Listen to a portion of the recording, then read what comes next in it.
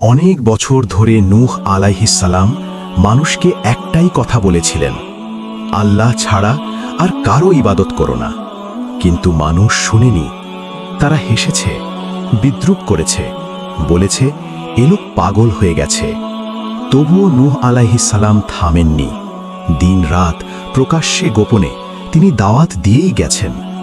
একদিন আল্লাহ তাকে বললেন, তোমার জাতির কেউ আর ঈমান আনবে না। তখন নূহ আলাইহিস সালাম খুব কষ্ট পেলেন, কিন্তু আল্লাহর আদেশ এলো, একটি নৌকা বানাও। চারদিকে শুকনো মাটি, কোনো নদী নেই, কোনো সমুদ্র নেই।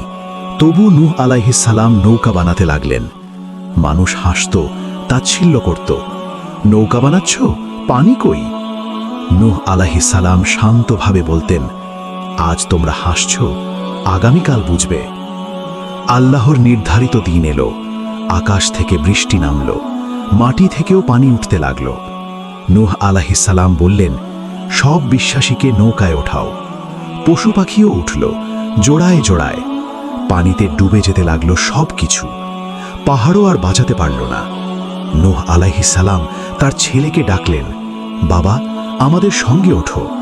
কিন্তু সে বলল, আমি পাহাড়ে আশ্রয় নেব। নূহ আলাইহিস সালাম কাঁদলেন, কিন্তু আল্লাহর ফয়সালা বদলালো না। মহাপ্লাবনে অবিশ্বাসীরা ধ্বংস হল, আর নৌকায় যারা ছিল তারা বেঁচে গেল। এই কাহিনী আমাদের শেখায়, আল্লাহর আদেশ মানলে মুক্তি, অমান্য করলে ধ্বংস।